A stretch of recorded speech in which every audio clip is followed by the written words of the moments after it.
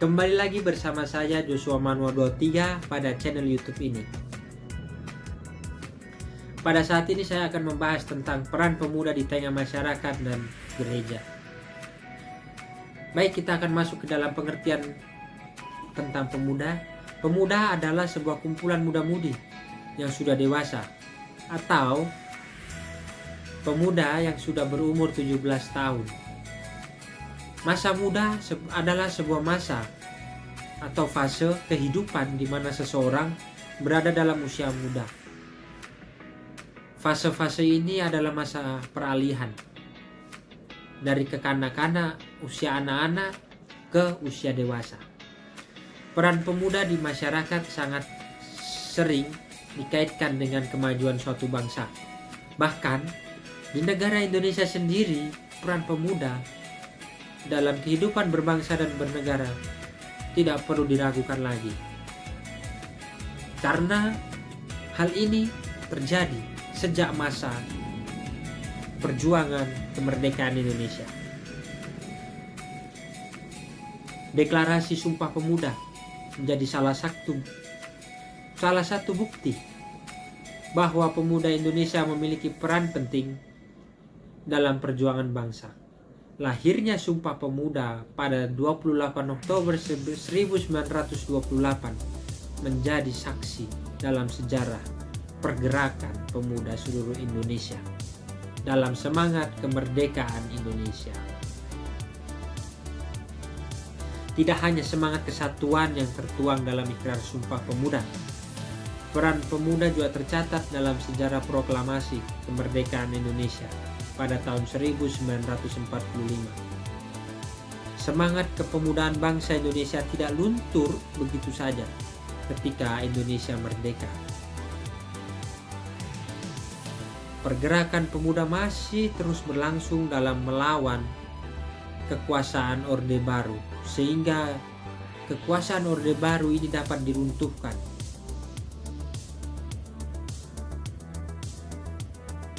Bapak Ibu Saudara-saudara sekalian, dalam sejarah peradaban bangsa, pemuda adalah aset bangsa yang sangat mahal dan tidak ternilai harganya.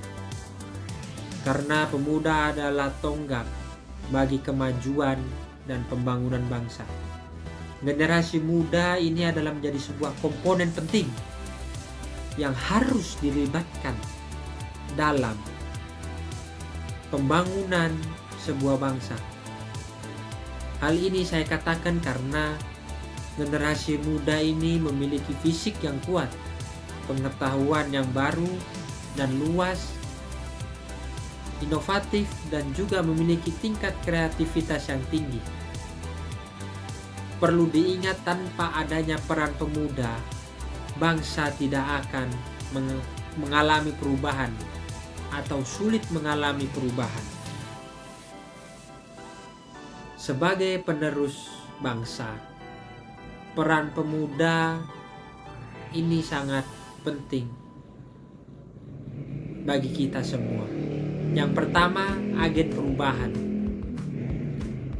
Pemuda disebut agen perubahan karena pemuda ikut mendukung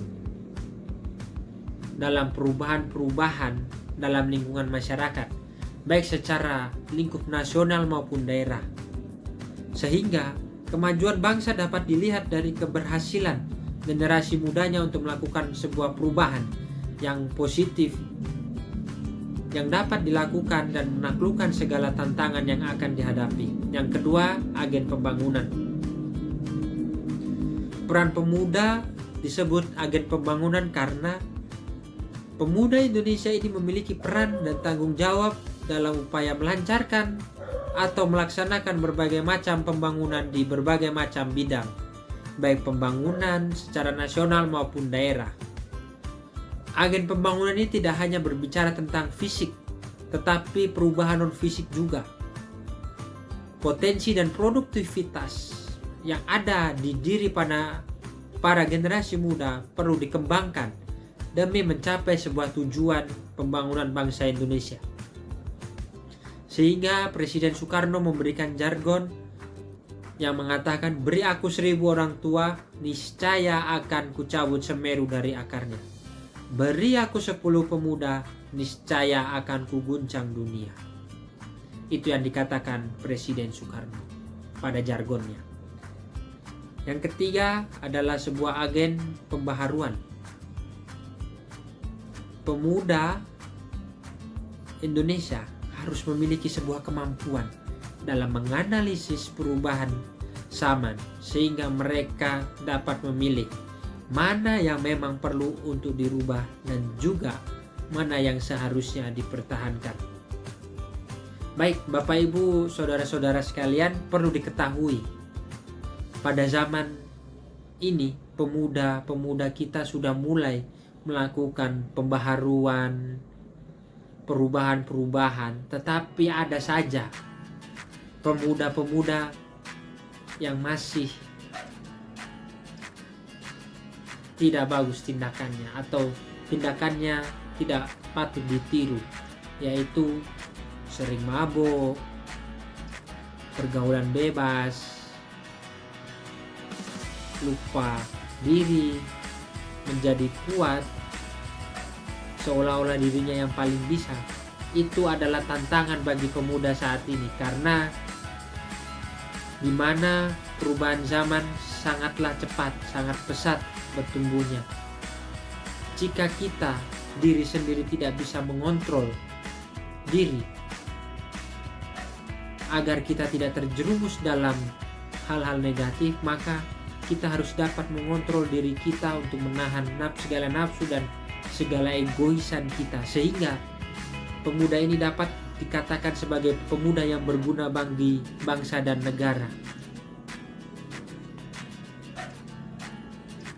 Baik, kita akan melangkah ke selanjutnya, peran pemuda di tengah-tengah gereja. Pemuda di tengah-tengah gereja, kehidupan gereja sangatlah penting, karena pemuda ini sangat membantu, atau pemuda adalah generasi yang baru bagi umat yang ada di gereja. Kenapa bisa dibilang begitu? Seperti yang saya katakan tadi, pemuda sebagai tolak ukur bagi generasi perubahan-perubahan yang ada. Gereja harus dapat merekrut pemuda-pemuda ini untuk dapat melakukan perubahan-perubahan yang ada di gereja. Tentunya kita sudah melewati masa-masa pandemi, di mana yang mengharuskan kita untuk bekerja, beribadah dari rumah.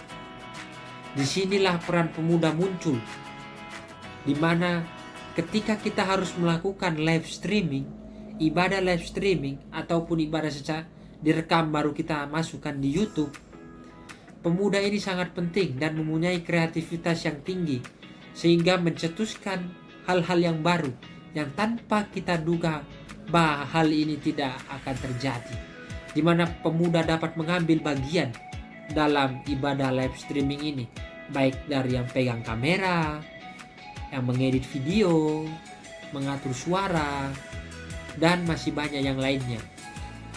Pemuda mengeluarkan bakatnya pada masa-masa pandemi.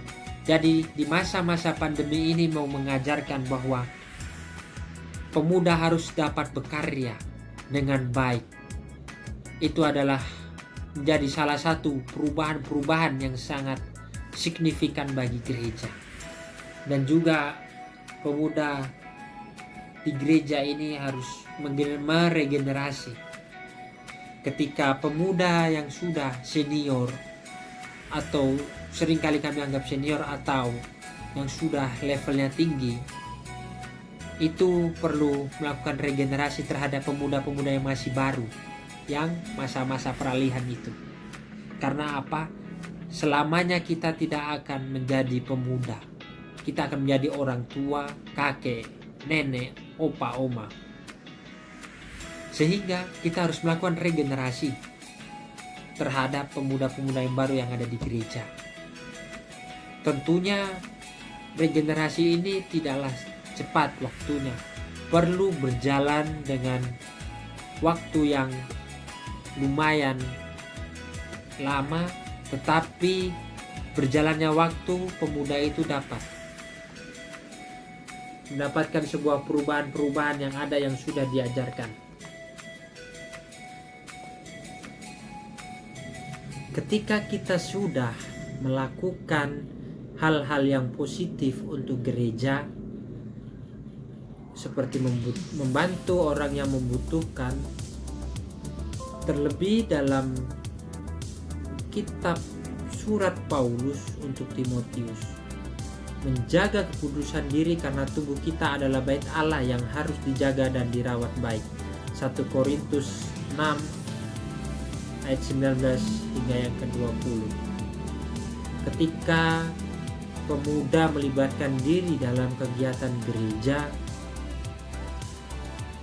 itu tidak hanya melalui ibadah live streaming saja, tetapi sebagai pemuda kita dapat masuk dalam kepanitiaan yang ada dan memberikan tugas atau tanggung jawab bagi pemuda untuk dapat dilakukan, sehingga melatih mereka berorganisasi dan belajar untuk melakukan sesuatu hal yang sesuai dengan keahliannya, sehingga pemuda merupakan generasi penting dalam sebuah gereja. Ibarat sebuah bunga itu sedang kuncup dan mulai bermekaran. Generasi muda perlu banyak bimbingan dan dukungan agar bisa menjadi generasi yang mampu mengembangkan gereja, terlebih dalam hal iman percaya kepada Tuhan. Untuk teman-temanku, saudara-saudaraku sekalian, tetaplah semangat untuk melakukan pekerjaan Tuhan.